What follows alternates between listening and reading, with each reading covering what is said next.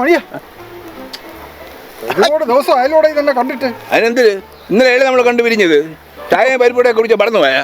ഓ ഞാൻ മറന്നു, എങ്ങനെ മറക്കാതിരിക്കും? ഒരു 100 കൂട്ടം കാര്യങ്ങളല്ലേ തലയിൽ. ഒരു 50 അടുത്ത് മറച്ചു വയ്ക്കാത്തത് കളിയാക്കാടെ. ഇവിടെ നിന്നെ കണ്ടിട്ട് എന്തോ അസുഖം ഉണ്ടല്ലോ. ഓ ഇവിടെ ഒരു പനി ഉള്ളതുപോലൊരു തോന്നല്.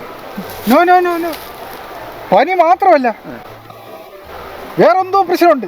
നീ എന്ന് മുതലേ ഡാക്ടറായത്? ഇന്നലെ വൈകുന്നേരം മുതൽ. ഞാനല്ല, എൻ്റെ മോൻ. ഇന്നലെ മുതൽ ഞാനൊരു ഡോക്ടറുടെ അച്ഛനാണ്. നിനക്ക് എന്തൊരു അസുഖം ഉണ്ടെങ്കിലും എൻ്റെ അടുത്ത് പറയാം. അതിന് ഞാൻ നിന്റെ അടുത്ത് പറയേണ്ട കാര്യം എന്തിന്? നിന്റെ മോൻ്റെ അടുത്ത് പറഞ്ഞാ പോലെ.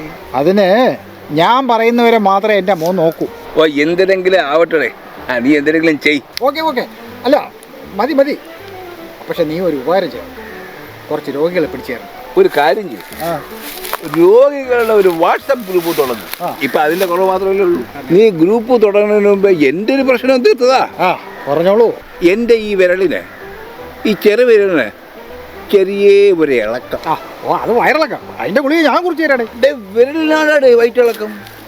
എൻ്റെ വയറിനല്ലേ, വിരലിനാണേ ഇളക്കം. നീ ഇതിന്റെ മോനെ വിളിയടേ.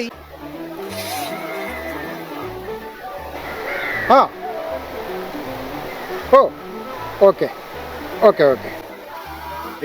സംഭവം സ്വല്പം സീരിയസ് ആണ്. എക്സ്റേ സ്കാനിങ് ഒരു 5 എണ്ണം വീതം കൊടുക്കണം. അപ്പൊ വേറെ മരുന്നൊന്നും പറയാനില്ലേ? എന്തോന്നല്ലേ, ഇതൊക്കെ കണ്ടാലല്ലേ പറയാൻ പറ്റൂ. വേണ്ട വേണ്ട വേണ്ട, ഞാൻ വല്ല ജനറൽ ആശുപത്രിയിൽ പോവാ. നീ എവിടെയോ പോ, പക്ഷെ നിന്റെ ഇതുപോലത്തെ ചൊക്കട അസുഖത്തിന് എൻ്റെ മോനെ കിട്ടൂല. എൻ്റെ അസുഖത്തിന് ഇതുപോലുള്ള ഉടങ്കൊല്ലു ഡോക്ടർമാര് എനിക്ക് വേണ്ട. അവനെ ഞാൻ സ്പെഷ്യലൈസ് ചെയ്യിപ്പിക്കാൻ പോവുകയാണ്, വലിയ വലിയ അസുഖങ്ങൾ ചികിത്സിക്കാൻ. അങ്ങനെയാണെങ്കിൽ എനിക്കൊരു ബന്ധുവുണ്ട്. അവർ അല്പം സീരിയസ് ആയിട്ട് കിടക്കുകയാണ്. ഒരുപാട് ആശുപത്രിയിൽ കൊണ്ടുപോയി. നോക്കാം. ഇപ്പം മോനെ ഒന്ന് വിളി. Okay okay okay. നീ കട്ട് ചെയ്യല്ലേ.